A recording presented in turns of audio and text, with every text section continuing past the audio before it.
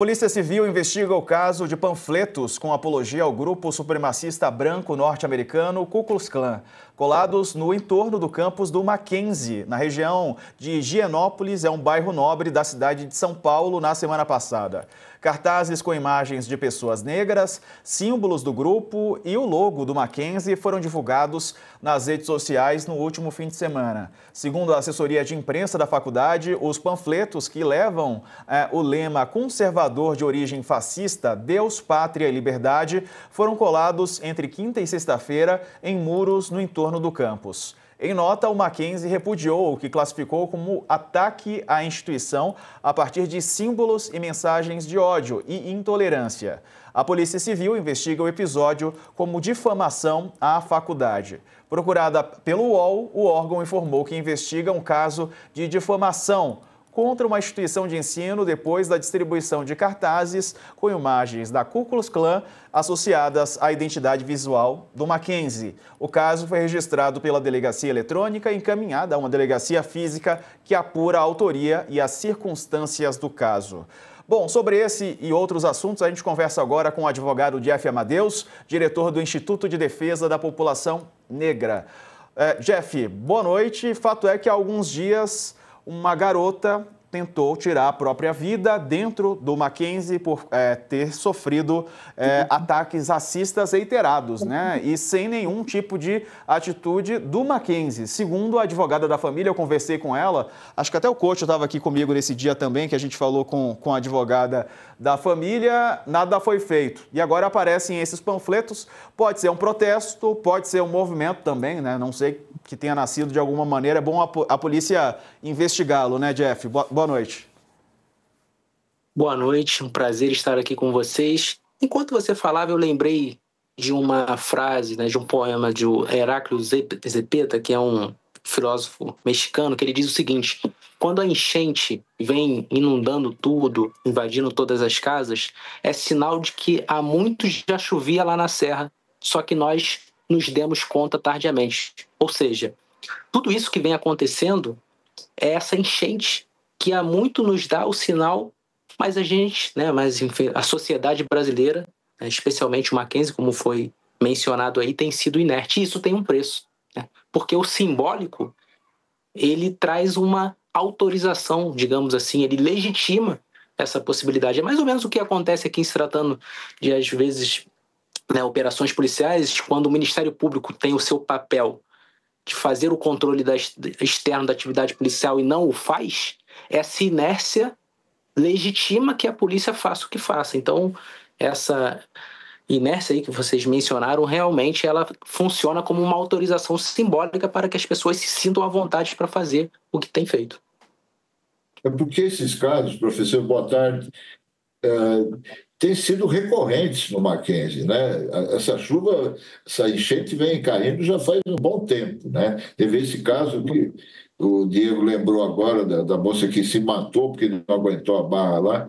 O que me chamou a atenção agora, na hora que o Diego estava apresentando essa notícia, que apareceram cartazes lá com Deus, Pátria e Liberdade, né? O que te lembra isso, né? É o lema usado pelos bolsonaristas, né? E essa inércia da faculdade, não só da faculdade, mas da polícia e da sociedade, diante de tantos fatos de neonazismo que estão acontecendo, não só aqui em São Paulo, no Mackenzie, Santa Catarina tem toda semana, Paraná, o sul do país em geral. O que está acontecendo, né? Que chuva é essa? Que enchente é essa? E qual é a causa disso tudo que está acontecendo? Muito bom essa observação. Eu acho que tem uma série de fatores para a gente falar acerca dessa situação, mas eu quero falar uma específica em relação às questões raciais, que é muito interessante, que eu tenho observado na minha atuação prática. Você tem ali, por exemplo, a empresa, né, que tem um funcionário que pratica um ato racista, né, com um cliente, alguma coisa nesse sentido, e o que ela faz? Ela diz, olha, já demitimos o funcionário e outro será contratado, isso não vai mais acontecer. E aí eu pergunto, e como é que fica a responsabilidade da instituição, da empresa? Porque isso dá a entender que o racismo ali foi uma coisa individual praticada pelo funcionário, que muitas das vezes até é uma pessoa negra, e aí coloca-se outro no seu lugar e a empresa não tem nenhuma responsabilidade, ou seja, ela fica ali como se fosse, olha, eu não tenho responsabilidade nenhuma. Eu acho que esse exemplo do Mackenzie ele é muito interessante, porque fica parecendo que a instituição, né, são as pessoas que estão fazendo ali, mas eu não tenho responsabilidade nenhuma. Então, qual que é o nosso papel? Então, por isso que eu acho que é muito importante quando a gente fala, né, das empresas, os grandes empreendimentos terem uma questão de antirracismo na sua empresa, é justamente por isso também, para que não apenas, né, o funcionário fique ali fragilizado, mas para que ela cumpra o seu papel também dentro da sociedade enquanto, né, organização que luta contra as mazelas da sociedade brasileira, não apenas raciais, mas de gênero, capacitismo, enfim, tudo que tem o seu dever, né?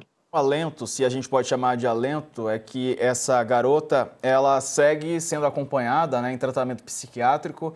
Ela atentou contra a própria vida várias vezes, inclusive enquanto já estava internada, né, mas não teve sucesso. Ela segue acompanhamento de qualquer maneira, né, em sofrimento grande por todo esse episódio, todos os episódios recorrentes de racismo, né, que ela sofreu por ser uma aluna negra bolsista dentro de um colégio particular de alto padrão, que é o Mackenzie. Queria aproveitar aqui a presença do Jeff para falar sobre o MC Pose do Rodo, que foi solto hoje.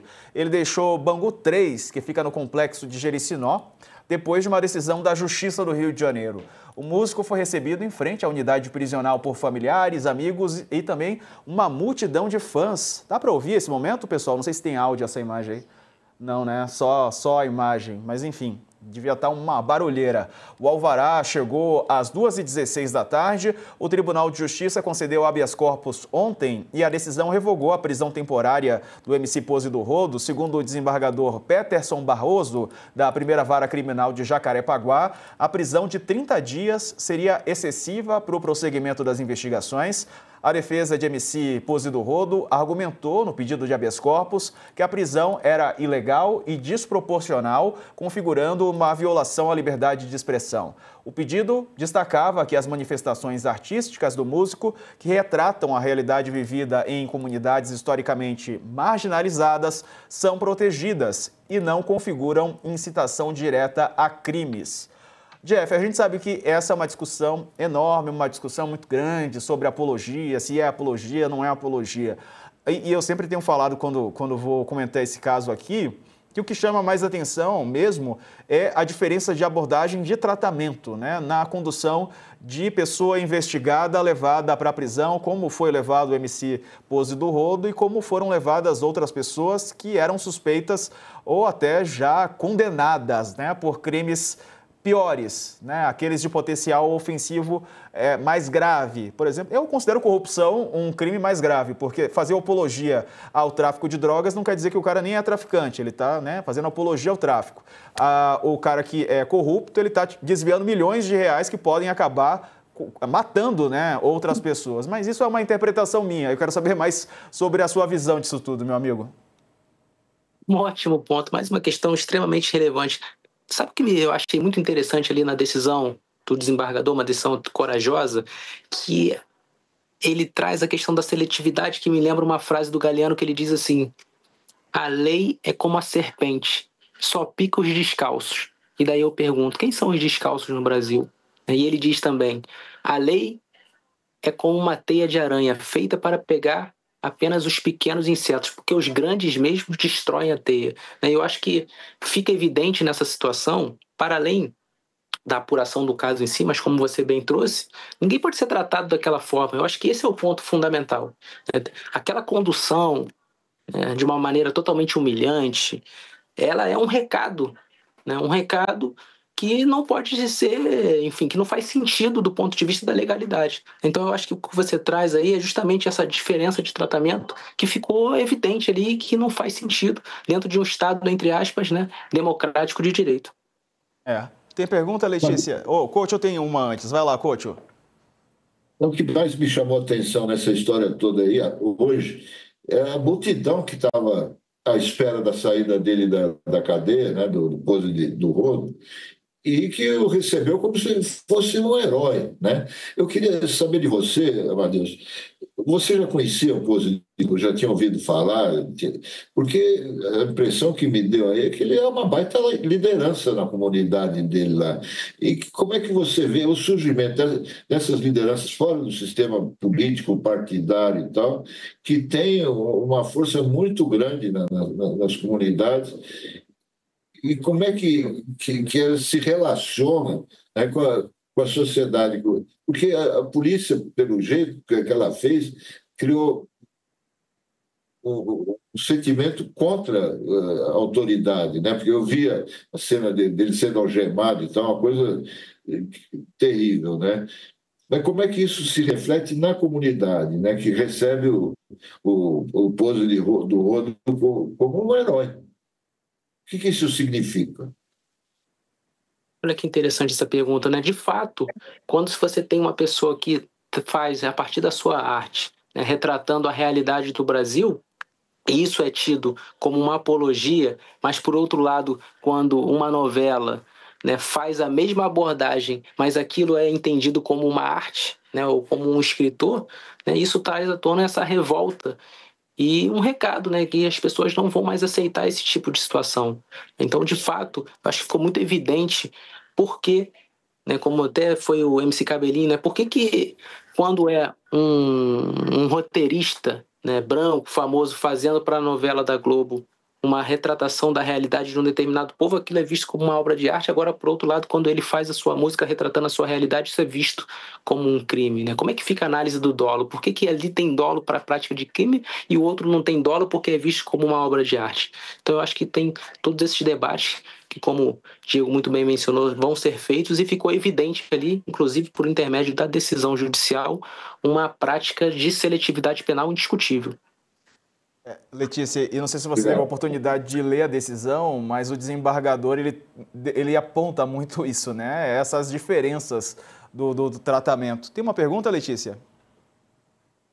Não, é que essas duas situações sobre as quais a gente está tratando agora, tanto a questão do Mackenzie quanto a questão do MC, elas vêm da base do racismo estrutural no Brasil. E, bom, desde 2023, a gente tem, eu queria jogar um pouquinho para o campo da política, né? A gente tem o Ministério da Igualdade Racial. Eu entendo que é muito difícil ver políticas, principalmente no campo identitário, políticas públicas sendo colocadas e ver o resultado imediato, mas tem algum resultado de política pública em relação ao combate ao racismo estrutural que a gente consegue ver sendo feito, sendo construído ao longo desses últimos 2 anos, ou não? E o que poderia ser feito e deveria ser feito? Porque eu acho que sempre a base a gente vai voltar para essa questão, seja na escola, seja como o policial acredita que ele deve ou pode se comportar em relação àquele grupo. Muito boa a sua pergunta, Letícia. Eu acho que existe sim, porque a própria história do movimento negro é uma história de realização do impossível. Então, quando a gente tem organizações negras que, mesmo diante desse contexto, estão seguindo adiante, né? Quando a gente tem aí a ministra Aniele à frente desse ministério, de fato, isso já é um avanço. Mas, claro, isso precisa vir acompanhado de outras questões. E uma das que me parece mais importante, sobretudo se levarmos em consideração a realidade do Brasil, é a questão econômica.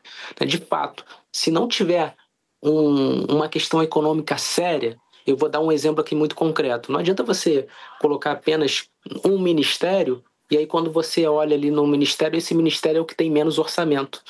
Eu acho que isso é uma dimensão também, inclusive do campo que se diz progressista, né, que é o seguinte: o compromisso ele não pode ser apenas um compromisso simbólico. Esse compromisso, se de fato existe, ele tem que ser um compromisso especialmente orçamentário, porque a gente não vai conseguir implementar políticas públicas se tivermos uma condição, ainda que eventualmente com uma melhor ministra ali, mas que não tem um orçamento para poder dar conta, né? Então eu acho que essa questão orçamentária e econômica ela é fundamental para que a gente possa de fato ter um combate efetivo às mazelas bem mencionadas aí que você falou, que são oriundas do racismo estrutural.